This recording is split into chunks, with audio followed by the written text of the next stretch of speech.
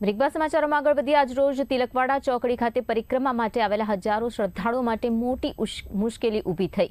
સરકારના તાજેતરના નિર્ણયને કારણે રજીસ્ટ્રેશન ફરજિયાત કરવામાં આવ્યું છે, પરંતુ ટેકનિકલ ખામીઓ અને યોગ્ય વ્યવસ્થાને અભાવે અનેક શ્રદ્ધાળુઓનું રજીસ્ટ્રેશન ન થઈ શક્યું।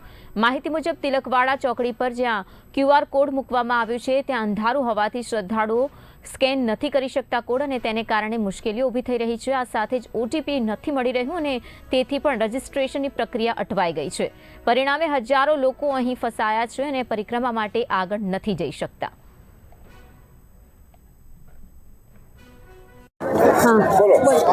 અમે મહેનત મજૂરી કરીને અહીંયા પરિક્રમ કરવા આવ્યા છે, તો આ લોકો મને જવા નહીં દેતા, તો અમે તેથી ભાડું ખર્ચીને આવ્યા છે તેનું હું, અને અમે રજીસ્ટ્રેશન કઈ કરવા જઈએ? અમારે ઘરે મોબાઈલ નહીં, કઈ નહીં, અમે બંધ છે, તો અમે કઈથી લાવીને કરીએ?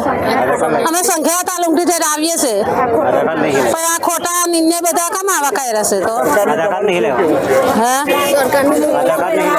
તો સરકારને આ રીતે આવું કરવું ના જોઈએ ને। આ બધા ગરીબ લોકો કે રીતે પરિક્રમ કરવા જાય? બધા લોકો હેરાન થઈએ છે। અમે આવીને ગામડામાંથી અભણ માણસો આવ્યા હોય, લેડીઝો બધી એકલી, તો કઈ રીતના રજીસ્ટ્રેશન કરાવે? એમને આવડતું જ ના હોય, તો આ નવું કઈથી કાઢ્યું છે? દર વર્ષે પરિક્રમા થાય છે, દર વર્ષે માથાકૂટ છે નહીં। પ્રયાગરાજમાં પબ્લિક ગઈ છે તો એ રજીસ્ટ્રેશન નહીં થયું। આ તો બહુ નાની પરિક્રમા છે, તો આમાં ભગવાનના કામમાં શું રજીસ્ટ્રેશન હોય?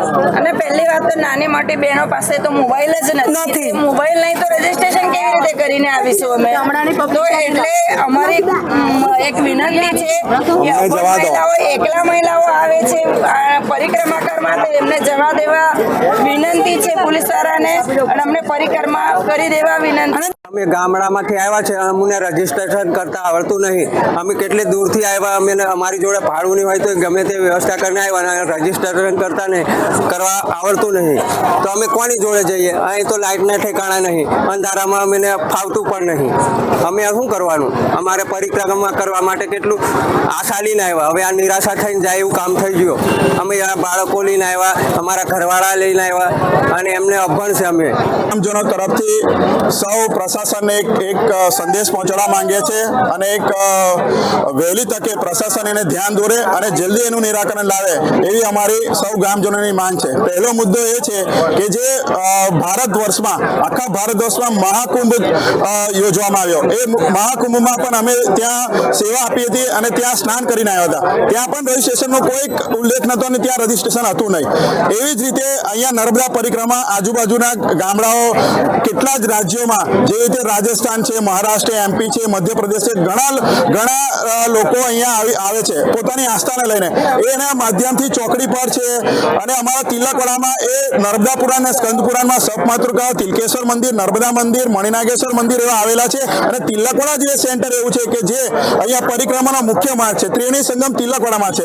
એને લઈને અહીંયા ઘણા લોકો, એવા સમાજના માણસો, આજુબાજુના અમારા વડીલો છે, એ સેવા આપે છે, અને સેવાના માધ્યમથી લોકોને ગાડી રોકવામાં આવે છે, લોકોને અમારે પોલીસ જોડે ઘર્ષણમાં આવવાનું છે। હકીકત પ્રશાસન એને સારી રીતે વહીવટ કરે, અને એ સરકારનો ખરાબ જાય છે, એનો સંદેશ ખરાબ જાય છે। સરકાર ખૂબ સારી રીતે મદદ કરે છે, પણ એનો સંદેશ પ્રશાસનના લીધે, પ્રશાસનની નિષ્કાળજીને લઈને જે લોકો અવરો સંદેશ જાય છે, એને લઈને અમે લોકો આજે ગ્રામજનો, બધા વડીલો, સેવાભાવી લોકો, જે સ્કેનરની પદ્ધતિ ચાલે છે, જેને લોકોને પાસે નાના મોબાઈલ હોય છે, એ લોકો કઈથી કરવાના છે? આજ અમારો ટ્રાઇબલ વિસ્તાર છે, આ એકદમ 50 ગામડાઓ આવેલા છે। નર્મદા જિલ્લો એટલે એક્સપ્રેશન ડિસ્ટ્રિક્ટ એક 50 રાજ્ય જિલ્લો કહેવાય છે, તે છતાં લોકોની આસ્થા, લોકોની ભક્તિ અને શ્રદ્ધા જોડે સંકળાયેલું છે। અને અહીંયા પ્રશાસને આગળ ચોકડી પર પાર્કિંગ કરેલું છે, ના વ્યવસ્થા કોઈ જાતની, ના મંડપની, ના પાણીની। લોકો, અમારા ગામનું નામ બદનામ થાય છે।